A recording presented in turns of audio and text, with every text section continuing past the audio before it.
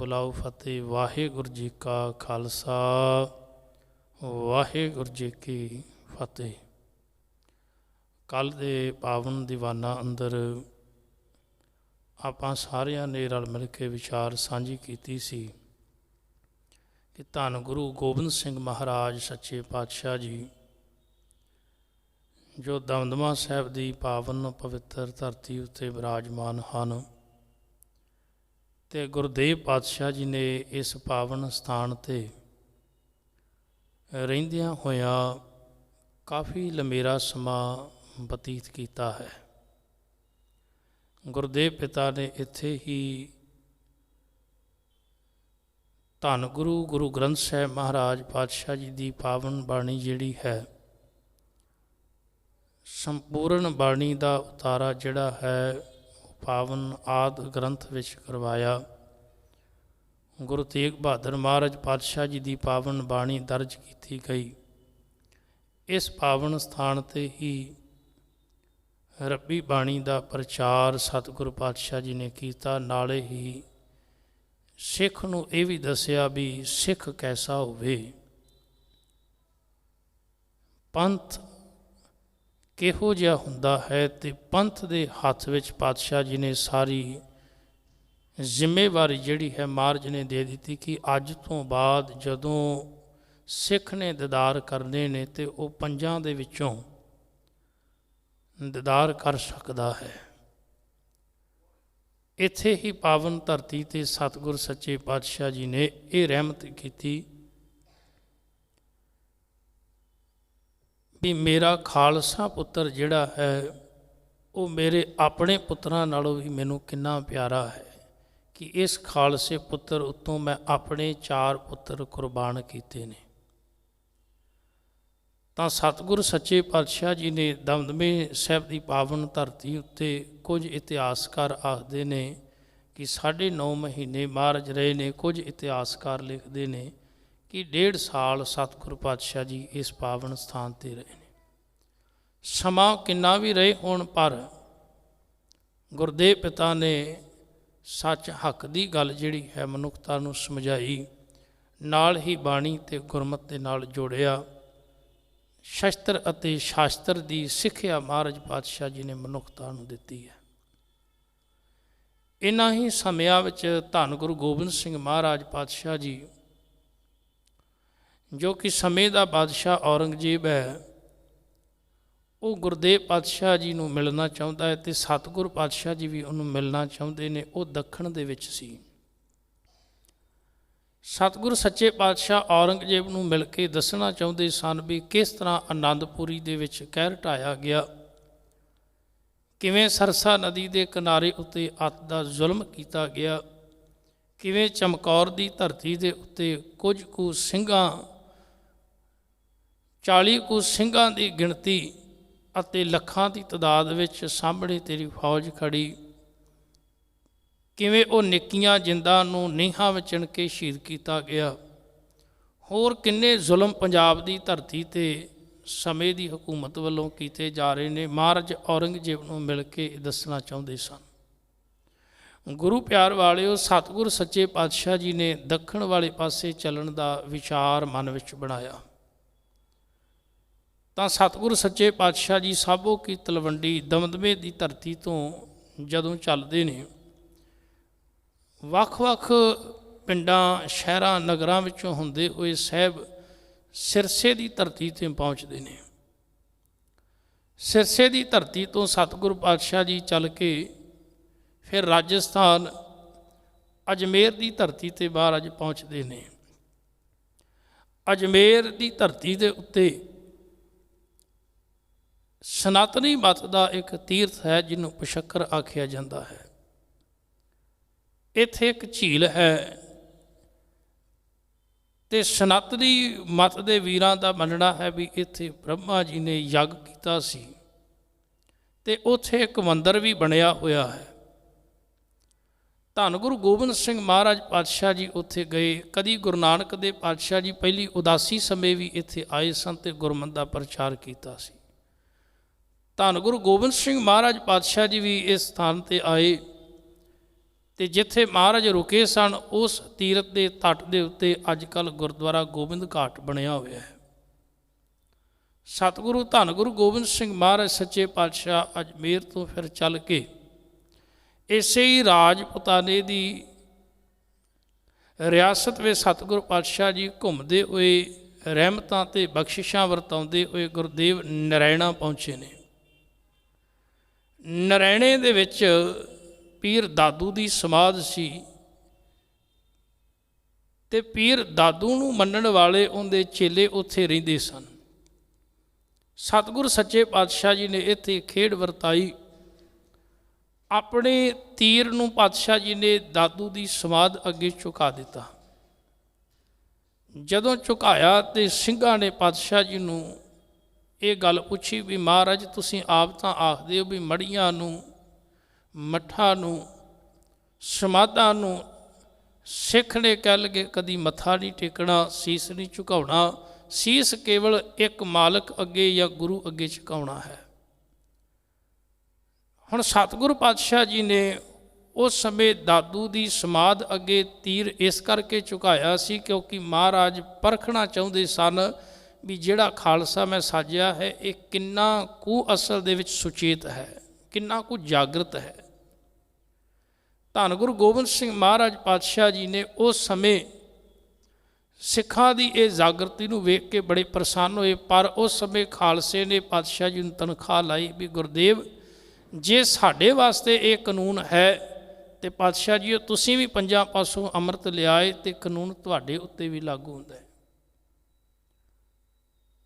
ਧੰਨ ਗੁਰੂ ਗੋਬਿੰਦ ਸਿੰਘ ਮਹਾਰਾਜ ਸੱਚੇ ਪਾਤਸ਼ਾਹ ਜੀ ਇਸ ਦਾਦੂ ਪੀਰ ਦੇ ਚੇਲੇ ਜੈਤ ਰਾਮ ਨੂੰ ਵੀ ਮਿਲੇ, ਉਹਦੇ ਨਾਲ ਵਿਚਾਰਾਂ ਹੋਈਆਂ। ਇਹ ਜਿਹੜਾ ਦਾਦੂ ਹੈ ਯਾਦ ਰੱਖਣਾ ਅਹਿਮਦਾਬਾਦ ਗੁਜਰਾਤ ਦੇ ਵਿੱਚ ਇਹਦਾ ਜਨਮ ਹੋਇਆ ਸੀ, ਪਰ ਇਹਦਾ ਜਿਹੜਾ ਅੰਤਲਾ ਸਮਾਂ ਸੀ ਸੰਨ 1603 ਵਿੱਚ ਇਹ ਨਰੈਣਾ ਜਿਹੜਾ ਰਾਜਸਥਾਨ ਦੇ ਵਿੱਚ ਹੈ ਉੱਥੇ ਨੇ ਅੰਤਲਾ ਸਾਹ ਲਿਆ ਤੇ ਉੱਥੇ ਇਹਦੀ ਸਮਾਧ ਬਣੀ ਹੋਈ ਹੈ ਤੇ ਲੋਕਾਂ ਵਿੱਚ ਇਹਦੀ ਬੜੀ ਮਾਨਤਾ ਹੈ। ਧੰਨ ਗੁਰੂ ਗੋਬਿੰਦ ਸਿੰਘ ਮਹਾਰਾਜ ਸੱਚੇ ਪਾਤਸ਼ਾਹ ਜੀ ਇਸ ਨਰੈਣੇ ਤੋਂ ਨਿਕਲ ਕੇ ਗੁਰਦੇਵ ਪਾਤਸ਼ਾਹ ਜੀ ਜਦੋਂ ਅੱਗੇ ਦੱਖਣ ਵਾਲੇ ਪਾਸੇ ਨੂੰ ਅਜੇ ਹੋਰ ਕੂਚ ਕਰਦੇ ਨੇ ਤੇ ਗੁਰੂ ਪਿਆਰ ਵਾਲਿਓ ਉਸ ਸਮੇਂ ਔਰੰਗਜ਼ੇਬ ਜਿਹੜਾ ਹੈ ਜਿਹਦਾ ਅੰਤ ਹੋ ਜਾਂਦਾ ਹੈ ਉਹ ਆਪਣੀ ਜ਼ਿੰਦਗੀ ਜਿਹੜੀ ਹੈ ਮੁਕਾ ਕੇ ਤੇ ਸੰਸਾਰ ਵਿੱਚੋਂ ਚਲਾ ਜਾਂਦਾ ਹੈ, ਪਰ ਅੰਤਲੇ ਵੇਲੇ ਉਹ ਬੜਾ ਮਾਯੂਸ ਤੇ ਨਿਰਾਸ਼ ਹੈ। ਲਿਖਣ ਵਾਲੇ ਲਿਖਦੇ ਨੇ ਕਿ ਔਰੰਗਜ਼ੇਬ ਨੇ ਅੰਤਲੇ ਸਮਿਆਂ ਵਿੱਚ ਇੱਥੋਂ ਤੱਕ ਆਖਿਆ ਕਿ ਮੇਰੇ ਜਿਹਾ ਜ਼ਾਲਮ ਬਾਦਸ਼ਾਹ ਦੁਨੀਆ ਵਿੱਚ ਕੋਈ ਨਹੀਂ ਹੋਇਆ, ਕਿਉਂਕਿ ਮੈਂ ਇਸ ਦੁਨੀਆ ਦੇ ਅੰਦਰ ਆ ਕੇ ਰਾਜ ਕੀਤਾ, ਪਰ ਰਾਜ ਉਹ ਨਹੀਂ ਕੀਤਾ ਜਿਹੜਾ ਸਿਆਣੇ ਰਾਜੇ ਨੂੰ ਕਰਨਾ ਚਾਹੀਦਾ। ਮੈਂ ਹਮੇਸ਼ਾ ਹੀ ਲੋਕਾਂ 'ਤੇ ਜ਼ੁਲਮ ਕੀਤੇ, ਪਾਪ ਕੀਤੇ ਤੇ ਉਹਨਾਂ ਪਾਪਾਂ ਨੇ, ਉਹਨਾਂ ਜ਼ੁਲਮਾਂ ਨੇ ਔਰੰਗਜ਼ੇਬ ਨੂੰ ਅੰਦਰੋਂ ਤੋੜ ਕੇ ਰੱਖ ਦਿੱਤਾ ਸੀ। ਇਨਸਾਨ ਜਿੰਨਾ ਮਰਜ਼ੀ ਤਾਕਤਵਰ ਹੋਵੇ ਪਰ ਉਹਦੇ ਕੀਤੇ ਹੋਏ ਗੁਨਾਹ, ਉਹਦੇ ਕੀਤੇ ਹੋਏ ਪਾਪ ਜਿਹੜੇ ਨੇ ਉਹਨੂੰ ਅੰਦਰੋਂ ਜ਼ਰੂਰ ਝੰਜੋੜਦੇ ਨੇ। ਆਖਰ ਉਹਨੂੰ ਅੰਤਲੇ ਵੇਲੇ ਅਹਿਸਾਸ ਹੋਇਆ ਵੀ ਅੱਜ ਤੱਕ ਮੈਂ ਜਿੰਨੇ ਵੀ ਕੰਮ ਕੀਤੇ ਨੇ ਉਹ ਸਾਰੇ ਦੇ ਸਾਰੇ ਮੈਨੂੰ ਪਾਪਾਂ ਦਾ ਭਾਗੀ ਬਣਾਉਂਦੇ ਹਨ। ਤੇ ਗੁਰਦੇਵ ਪਾਤਸ਼ਾਹ ਜੀ ਦਾ ਲਿਖਿਆ ਹੋਇਆ ਜ਼ਫਰਨਾਮਾ ਵੀ ਜਿਹੜਾ ਉਹਨੇ ਪੜ੍ਹ ਕੇ ਇਹ ਮਹਿਸੂਸ ਕੀਤਾ ਸੀ ਵੀ ਜੋ ਅੱਜ ਤੱਕ ਮੈਂ ਰਾਜ ਕੀਤਾ ਹੈ ਉਹ ਰਾਜ ਵਾਕਿਆ ਹੀ ਮਾੜਾ ਸੀ, ਉਹ ਰਾਜ ਲੋਕਾਂ ਦੇ ਭਲੇ ਵਾਸਤੇ ਨਹੀਂ, ਕਿਉਂਕਿ ਰਾਜਾ ਪ੍ਰਜਾ ਦਾ ਭਲਾ ਕਰਦਾ ਹੈ। ਰਾਜੇ ਦਾ ਇਹ ਫਰਜ਼ ਬਣਦਾ ਹੈ ਵੀ ਉਹ ਪ੍ਰਜਾ ਨੂੰ ਦੁਖੀ ਨਾ ਹੋਣ ਦੇਵੇ ਬਲਕਿ ਸੁੱਖ ਵੰਡੇ। ਪਰ ਔਰੰਗਜ਼ੇਬ ਨੇ ਤਾਂ ਆਪਣੇ ਰਾਜ ਦੇ ਵਿੱਚ ਲੋਕਾਂ ਦੇ ਜੰਜੂ ਲਾਏ ਸਨ, ਲੋਕਾਂ ਦੇ ਧਾਰਮਿਕ ਸਥਾਨ ਮੰਦਰ ਢਾਏ ਸਨ, ਅੱਤ ਦੀ ਕਤਲੋ ਗਾਰਤ ਕੀਤੀ, ਰੱਬ ਨੂੰ ਮੰਨਣ ਵਾਲੇ ਫਕੀਰਾਂ ਦਰਵੇਸ਼ਾਂ ਨੂੰ ਖਤਮ ਕਰਨ ਦਾ ਮਨਸੂਬਾ ਲੈ ਕੇ ਉਹ ਰਾਜ ਚਲਾਉਂਦਾ ਰਿਹਾ। ਸੋ ਇਹੋ ਜਿਹਾ ਮਨੁੱਖ ਅੰਤਲੇ ਵੇਲੇ ਕਿਵੇਂ ਸੁੱਖ ਦੇ ਸਾਹ ਲੈ ਸਕਦਾ ਸੀ। ਔਰ ਔਰੰਗਜ਼ੇਬ ਦੀ ਅੱਜ ਵੀ ਆਪਾਂ ਵੇਖਦੇ ਆ ਔਰੰਗਾਬਾਦ ਦੇ ਵਿੱਚ ਕਿ ਜਿਹੜੀ ਉਹਦੀ ਸਮਾਧ ਬਣੀ ਹੋਈ ਹੈ ਉੱਥੇ ਅੱਜ ਕਿੰਨੇ ਕੁ ਲੋਕ ਜਾਂਦੇ ਨੇ, ਲੋਕ ਜਦੋਂ ਜਾ ਕੇ ਵੇਖਦੇ ਨੇ ਤੇ ਉੱਥੇ ਮੰਗਣ ਵਾਲੇ ਬੈਠੇ ਹੋਏ ਤੇ ਮੰਗ ਕੇ ਕਿਤੇ ਉਹ ਦੀਵਾ ਉਹਦਾ ਬਾਲਦੇ ਨੇ, ਪਰ ਧੰਨ ਉਹ ਸਾਹਿਬਜ਼ਾਦੇ ਜਿਨ੍ਹਾਂ ਨੂੰ ਸ਼ਹੀਦ ਕੀਤਾ, ਧੰਨ ਗੁਰੂ ਤੇਗ ਬਹਾਦਰ ਮਹਾਰਾਜ ਪਾਤਸ਼ਾਹ ਜੀ। ਉਹ ਚਾਂਦਨੀ ਚੌਂਕ ਵਿੱਚ ਜਾ ਕੇ ਵੇਖੋ, ਚਮਕੌਰ ਦੀਆਂ ਜ਼ੂਹਾਂ ਵਿੱਚ ਜਾ ਕੇ ਵੇਖੋ, ਆਨੰਦਪੁਰੀ ਵਿੱਚ ਵੇਖੋ, ਅੱਜ ਵੀ ਉਹ ਆਨੰਦ ਉਸੇ ਤਰ੍ਹਾਂ ਹੀ ਤੁਹਾਨੂੰ ਮਿਲੇਗਾ। ਅੱਜ ਵੀ ਉਹ ਖੇੜਾ ਉਸੇ ਤਰ੍ਹਾਂ ਹੀ ਮਿਲੇਗਾ। ਜਾ ਕੇ ਵੇਖੋ ਸਰਹੰਦ ਦੀਆਂ ਉਹਨਾਂ ਦੀਵਾਰਾਂ ਦੇ ਕੋਲ, ਅੱਜ ਵੀ ਤੁਹਾਨੂੰ ਉਹੀ ਬੁਲੰਦ ਆਵਾਜ਼ ਜਿਹੜੀ ਹੈ ਸੁਣਾਈ ਦੇਵੇਗੀ, ਜਿਹੜੀ ਕਦੀ ਸਾਹਿਬਜ਼ਾਦਿਆਂ ਨੇ ਆਪਣੇ ਦਿਲ ਤੋਂ ਇਹ ਆਖੀ ਸੀ ਵੀ ਜਿੰਨਾ ਮਰਜ਼ੀ ਯਤਨ ਕਰ ਲੈ, ਪਰ ਤੇਰੇ ਜ਼ੁਲਮ ਦੇ ਅੱਗੇ ਅਸੀਂ ਝੁਕਾਂਗੇ ਨਹੀਂ। ਹੁਣ ਇੱਕ ਪਾਸੇ ਵੇਖੋ ਯਾਦ ਸਾਹਿਬਜ਼ਾਦਿਆਂ ਨੂੰ ਵੀ ਕਰਦੇ ਆ, ਯਾਦ ਆਪਾਂ ਗੁਰੂ ਤੇਗ ਬਹਾਦਰ ਮਹਾਰਾਜ ਪਾਤਸ਼ਾਹ ਜੀ ਨੂੰ ਵੀ ਕਰਦੇ ਆ, ਉਹਨਾਂ ਮਹਾਨ ਸਿੰਘਾਂ ਸਿੰਘਣੀਆਂ ਨੂੰ ਵੀ ਕਰਦੇ ਆ, ਪਰ ਦੂਜੇ ਪਾਸੇ ਆਪਾਂ ਯਾਦ ਔਰੰਗਜ਼ੇਬ ਜਹਾਂਗੀਰ ਨੂੰ ਵੀ ਕਰਦੇ ਆ। ਪਰ ਫਰਕ ਹੈ, ਜ਼ਮੀਨ ਅਸਮਾਨ ਦਾ ਫਰਕ ਹੈ। ਇੱਕ ਦੇ ਕੀਤੇ ਹੋਏ ਮਾੜੇ ਕੰਮ ਜਿਹੜੇ ਹਨ ਉਹ ਉਹਨੂੰ ਹਮੇਸ਼ਾ ਫਟਕਾਰ ਪਾਉਂਦੇ, ਰਹਿੰਦੀ ਦੁਨੀਆ ਤੱਕ ਲੋਕ ਔਰੰਗਜ਼ੇਬ ਜਹਾਂਗੀਰ ਨੂੰ ਫਟਕਾਰਾਂ ਪਾਉਂਦੀ ਹੀ ਰਹੇਗੀ, ਪਰ ਦੂਜੇ ਪਾਸੇ ਰਹਿੰਦੀ ਦੁਨੀਆ ਤੱਕ ਸਾਹਿਬਜ਼ਾਦੇ ਗੁਰਦੇਵ ਪਿਤਾ ਗੁਰੂ ਤੇਗ ਬਹਾਦਰ ਮਹਾਰਾਜ ਕਲਗੀਧਰ ਮਹਾਰਾਜ ਮਨੁੱਖਤਾ ਨੂੰ ਸੇਧ ਦਿੰਦੇ ਰਹਿਣਗੇ, ਪ੍ਰੇਰਨਾ ਦਿੰਦੇ ਰਹਿਣਗੇ। ਉਹਨਾਂ ਦਾ ਜੀਵਨ ਪ੍ਰੇਰਨਾ ਦਿੰਦਾ ਹੈ ਤੇ ਲੋਕ ਉਹਨਾਂ ਦੇ ਜੀਵਨ ਨੂੰ ਆਦਰਸ਼ ਮੰਨ ਕੇ ਆਪਣੇ ਜੀਵਨ ਨੂੰ ਜਿਉਂਦੇ ਹਨ, ਮਾਣ ਮਹਿਸੂਸ ਕਰਦੇ ਹਨ। ਪਰ ਦੂਜੇ ਪਾਸੇ ਔਰੰਗਜ਼ੇਬ ਜਿਹਨੇ ਰਾਜ ਭਾਗ ਦੇ ਹੁੰਦਿਆਂ ਹੋਇਆਂ ਵੀ ਮਾੜੇ ਕੰਮ ਕੀਤੇ, ਤਾਂ ਹੀ ਸਤਿਗੁਰ ਸੱਚੇ ਪਾਤਸ਼ਾਹ ਜੀ ਨੇ ਰੱਬੀ ਬਾਣੀ ਵਿੱਚ ਵੀ ਇਹ ਕਹਿ ਦਿੱਤਾ ਕਿ ਭਾਵੇਂ ਕੋ ਰਾਜਾ ਹੈ ਤੇ ਭਾਵੇਂ ਕੋ ਪਰਜਾ ਹੈ, ਉਹਨੇ ਰਹਿਣਾ ਸਦੀਵ ਨਹੀਂ, ਪਰ ਉਹਨੂੰ ਇਹ ਗੱਲ ਯਾਦ ਰੱਖਣੀ ਚਾਹੀਦੀ ਹੈ ਕਿ ਜਿੰਨਾ ਚਿਰ ਮੈਂ ਦੁਨੀਆ ਵਿੱਚ ਰਵਾਂ, ਜਿੰਨਾ ਚਿਰ ਰਾਜ ਭਾਗ ਹੋਵੇ ਸੁੱਖ ਦਾ, ਲੋਕੀ ਕਹਿਣ ਵੀ ਵਾਕਈ ਇਹੋ ਜਿਹਾ ਰਾਜ ਹੈ। ਰਾਜ ਖਾਲਸੇ ਨੇ ਵੀ ਕੀਤਾ ਹੈ, ਸ਼ੇਰੇ ਪੰਜਾਬ ਮਹਾਰਾਜਾ ਰਣਜੀਤ ਸਿੰਘ ਦੁਨੀਆ ਅੱਜ ਤੱਕ ਯਾਦ ਕਰਦੀ ਹੈ। ਉਹ ਵੀ ਰਾਜਾ ਹੋਇਆ ਜਿਹੜਾ ਆਪ ਲੋਕਾਂ ਦੇ ਘਰਾਂ ਵਿੱਚ ਜਾ ਕੇ ਵੇਖਦਾ ਸੀ, ਭੇਸ ਬਦਲ ਕੇ ਵੀ ਕੋਈ ਭੁੱਖਾ ਤੇ ਨਹੀਂ ਸੁੱਤਾ, ਕੋਈ ਐਸਾ ਘਰ ਤੇ ਨਹੀਂ ਜਿਹਦੇ ਘਰ ਵਿੱਚ ਕੋਈ ਚੁੱਲ੍ਹਾ ਨਾ ਬਲਿਆ ਹੋਵੇ, ਭੋਜਨ ਨਾ ਪੱਕਿਆ ਹੋਵੇ, ਕਿਤੇ ਮੇਰੇ ਰਾਜ ਦੇ ਵਿੱਚ ਕੋਈ ਗਰੀਬ ਭੁੱਖਾ ਸੌਂ ਗਿਆ ਹੋਵੇ, ਕਿਸੇ ਦੇ ਤਨ 'ਤੇ ਕੱਪੜੇ ਨਾ ਹੋਣ। ਇਹੋ ਜਿਹਾ ਵੀ ਰਾਜਾ ਹੋਇਆ। ਪਰ ਇੱਕ ਪਾਸੇ ਇਹੋ ਜਿਹਾ ਰਾਜਾ ਜਿਹਦੇ ਕੋਲ ਸਾਰੇ ਦੇਸ਼ ਦਾ ਰਾਜ ਭਾਗ ਹੈ, ਪਰ ਉਹਨੂੰ ਰਾਜ ਕਰਨ ਦੀ ਜਾਚ ਨਹੀਂ ਆਈ। ਸੋ ਔਰੰਗਜ਼ੇਬ ਅੰਤਲੇ ਸਮੇਂ ਬੜਾ ਦੁਖੀ ਹੋਇਆ, ਬੜਾ ਪਰੇਸ਼ਾਨ ਵੀ ਹੋਇਆ, ਤੇ ਉਹਦਾ ਮਰਨਾ ਜਿਹੜਾ ਹੈ ਉਹ ਇਸ ਤਰ੍ਹਾਂ ਦਾ ਸੀ। ਲਿਖਣ ਵਾਲੇ ਲਿਖਦੇ ਨੇ ਕਿ ਉਹਦੇ ਮੁਖ ਦੇ ਉੱਤੇ ਅੱਤ ਦੀ ਨਿਰਾਸ਼ਾ ਸੀ। ਸੋ ਧੰਨ ਗੁਰੂ ਗੋਬਿੰਦ ਸਿੰਘ ਮਹਾਰਾਜ ਪਾਤਸ਼ਾਹ ਜੀ ਨੂੰ ਜਦੋਂ ਪਤਾ ਲੱਗਿਆ ਵੀ ਔਰੰਗਜ਼ੇਬ ਜਿਹੜਾ ਇਸ ਦੁਨੀਆ ਨੂੰ ਛੱਡ ਕੇ ਕੂਚ ਕਰ ਗਿਆ, ਤਾਂ ਮਹਾਰਾਜ ਪਾਤਸ਼ਾਹ ਜੀ ਨੇ ਫਿਰ ਦੱਖਣ ਵਾਲੇ ਪਾਸੇ ਜਾਣ ਦੀ ਵਿਚਾਰ ਨੂੰ ਕੁਝ ਸਮੇਂ ਵਾਸਤੇ ਟਾਲ ਦਿੱਤਾ। ਪਰ ਦੂਜੇ ਪਾਸੇ ਔਰੰਗਜ਼ੇਬ ਦੇ ਪੁੱਤਰਾਂ ਦੇ ਵਿੱਚ ਰਾਜ ਗੱਦੀ ਪ੍ਰਾਪਤ ਕਰਨ ਵਾਸਤੇ ਭੱਜ ਦੌੜ ਜਿਹੜੀ ਆ ਉਹ ਸ਼ੁਰੂ ਹੋ ਗਈ। ਬਹਾਦਰ ਸ਼ਾਹ ਅਤੇ ਸ਼ਾਹ ਆਜ਼ਮ, ਇਹ ਦੋ ਪੁੱਤਰ ਜਿਹੜੇ ਆਪਸ ਦੇ ਵਿੱਚ ਲੜਨੇ, ਇਹਨਾਂ ਨੇ ਲੜਨਾ ਸ਼ੁਰੂ ਕਰ ਦਿੱਤਾ। ਬਹਾਦਰ ਸ਼ਾਹ ਜਿਹੜਾ ਹੈ ਉਹ ਅਫਗਾਨਿਸਤਾਨ ਵਿੱਚ ਸੀ, ਪਰ ਸ਼ਾਹ ਆਜ਼ਮ ਜਿਹੜਾ ਇਹ ਔਰੰਗਜ਼ੇਬ ਦੇ ਨਾਲ ਦੱਖਣ ਵਿੱਚ ਸੀ। ਦੋਵਾਂ ਦੇ ਅੰਦਰ ਇੰਨੀ ਭੱਜ ਦੌੜ ਹੋ ਗਈ ਵੀ ਕਿਸੇ ਤਰੀਕੇ ਨਾਲ ਦੇਸ਼ ਦਾ ਰਾਜ ਭਾਗ ਜਿਹੜਾ ਹਾਸਲ ਕੀਤਾ ਜਾਵੇ। ਗੁਰੂ ਪਿਆਰ ਵਾਲਿਓ, ਬਹਾਦਰ ਸ਼ਾਹ ਨੂੰ ਇਸ ਗੱਲ ਦਾ ਪਤਾ ਸੀ ਵੀ ਅੱਜ ਜੇ ਕੋਈ ਰਾਜ ਭਾਗ ਮੈਨੂੰ ਦਵਾ ਸਕਦਾ ਹੈ ਤਾਂ ਕੇਵਲ ਗੁਰੂ ਗੋਬਿੰਦ ਸਿੰਘ ਮਹਾਰਾਜ ਪਾਤਸ਼ਾਹ ਜੀ ਨੇ। ਤਾਂ ਉਹ ਗੁਰੂ ਦੀ ਸ਼ਰਨ ਵਿੱਚ ਆਇਆ, ਸਤਿਗੁਰ ਸੱਚੇ ਪਾਤਸ਼ਾਹ ਜੀ ਦੇ ਚਰਨਾਂ ਦੇ ਵਿੱਚ ਚਿੱਠੀ ਘੱਲਦਾ ਹੈ ਤੇ ਬਚਨ ਕਰਦਾ ਹੈ, ਮਹਾਰਾਜ ਅੱਜ ਮੈਨੂੰ ਤੁਹਾਡੀ ਮਦਦ ਦੀ ਲੋੜ ਹੈ, ਕਿਰਪਾ ਕਰੋ ਮੈਨੂੰ ਰਾਜ ਭਾਗ ਦਿਵਾਓ। ਹੁਣ ਸ਼ਾਹ ਆਜ਼ਮ ਅਤੇ ਬਹਾਦਰ ਸ਼ਾਹ ਦੇ ਵਿੱਚ ਥੋੜ੍ਹਾ ਜਿਹਾ ਫਰਕ ਸੀ। ਜਿਹੜਾ ਬਹਾਦਰ ਸ਼ਾਹ ਹੈ ਇਹਦਾ ਉਸਤਾਦ ਸੀ ਭਾਈ ਨੰਦ ਲਾਲ। ਭਾਈ ਨੰਦ ਲਾਲ ਦੇ ਰਾਹੀਂ ਗੁਰੂ ਗੋਬਿੰਦ ਸਿੰਘ ਪਾਤਸ਼ਾਹ ਜੀ ਨਾਲ ਗੱਲ ਕਰਦਾ ਹੈ। ਇਹ ਥੋੜ੍ਹਾ ਧੀਰਜਵਾਨ ਸੀ ਅਤੇ ਸਮਝਦਾਰ ਸੀ। ਦੂਜੇ ਪਾਸੇ ਸ਼ਾਹ ਆਜ਼ਮ ਜਿਹੜਾ ਹੈ ਇਹ ਆਕੜ ਕਿਸਮ ਦਾ ਸੀ, ਹੰਕਾਰੀ ਬਿਰਤੀ ਦਾ ਸੀ, ਔਰੰਗਜ਼ੇਬ ਵਰਗਾ। ਗੁਰਦੇਵ ਪਾਤਸ਼ਾਹ ਜੀ ਚਾਹੁੰਦੇ ਸਨ ਬਈ ਸਮਾਜ ਦੇ ਵਿੱਚ ਇਹੋ ਜਿਹਾ ਬਾਦਸ਼ਾਹ ਹੋਵੇ ਜਿਹੜਾ ਸਮਾਜ ਦਾ ਭਲਾ ਕਰੇ, ਸੁਧਾਰ ਕਰੇ। ਔਰੰਗਜ਼ੇਬ ਵਰਗਾ ਨਾ ਹੋਵੇ ਜਿਹੜਾ ਜ਼ੁਲਮ ਕਰਨ ਵਾਲਾ ਜ਼ੁਲਮੀ ਰਾਜਾ ਹੋਵੇ। ਤਾਂ ਗੁਰਦੇਵ ਪਾਤਸ਼ਾਹ ਜੀ ਨੇ ਬਹਾਦਰ ਸ਼ਾਹ ਨੂੰ ਰਾਜ ਦੇਣ ਵਾਸਤੇ ਮਨ ਵਿੱਚ ਵਿਚਾਰ ਬਣਾਈ ਤੇ ਗੁਰਦੇਵ ਪਾਤਸ਼ਾਹ ਜੀ ਨੇ ਬਹਾਦਰ ਸ਼ਾਹ ਨੂੰ ਆਖਿਆ ਵੀ ਅਸੀਂ ਤੇਰੇ ਨਾਲ ਹਾਂ, ਰਾਜ ਭਾਗ ਤੈਨੂੰ ਮਿਲੇਗਾ।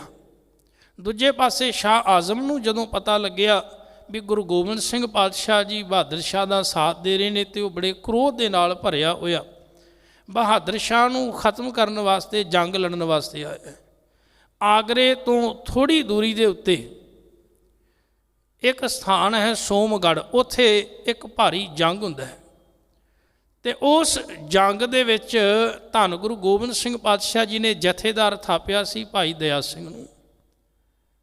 ਭਾਈ ਦਇਆ ਸਿੰਘ ਅਤੇ ਹੋਰ ਸਿੰਘ ਮਾਲਵੇ ਮਾਝਵੇ ਦੇ ਇਲਾਕੇ ਵਿੱਚੋਂ ਆਏ ਸਨ। ਜਦੋਂ ਪਤਾ ਲੱਗਿਆ ਵੀ ਪਾਤਸ਼ਾਹ ਜੀ ਬਹਾਦਰ ਸ਼ਾਹ ਦਾ ਸਾਥ ਦੇ ਰਹੇ ਨੇ, ਹੁਣ ਇੱਥੇ ਇੱਕ ਬੜੀ ਪਿਆਰੀ ਗੱਲ ਸਮਝਣ ਵਾਲੀ ਹੈ ਕਿ ਗੁਰੂ ਨਿਰਵੈਰ ਹੈ। ਗੁਰੂ ਗੋਬਿੰਦ ਸਿੰਘ ਮਹਾਰਾਜ ਪਾਤਸ਼ਾਹ ਜੀ ਦੀ ਨਿਰਵੈਰਤਾ ਕਿਵੇਂ ਹੈ ਕਿ ਔਰੰਗਜ਼ੇਬ ਜਿਹੜਾ ਹੈ ਗੁਰੂ ਗੋਬਿੰਦ ਸਿੰਘ ਪਾਤਸ਼ਾਹ ਜੀ ਦੇ ਪੁੱਤਰਾਂ ਨੂੰ ਸ਼ਹੀਦ ਕਰਦਾ ਹੈ ਚਮਕੌਰ ਵਿੱਚ, ਦੂਜੇ ਪਾਸੇ ਪਿਤਾ ਨੂੰ ਸ਼ਹੀਦ ਕਰਦਾ ਹੈ ਚਾਂਦਨੀ ਚੌਕ ਵਿੱਚ।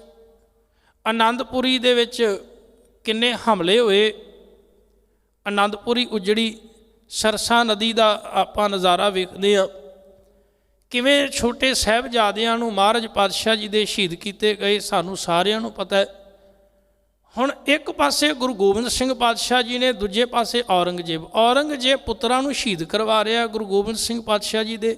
ਪਰ ਧੰਨ ਜਿਗਰਾ ਕਲਗੀਧਰ ਪਾਤਸ਼ਾਹ ਜੀ ਦਾ ਕਿ ਮਹਾਰਾਜ ਔਰੰਗਜ਼ੇਬ ਦੇ ਪੁੱਤਰ ਨੂੰ ਵੈਰੀ ਨਹੀਂ ਸਮਝਦੇ, ਬਲਕਿ ਉਹਨੂੰ ਰਾਜ ਭਾਗ ਦਿਵਾ ਰਹੇ ਨੇ।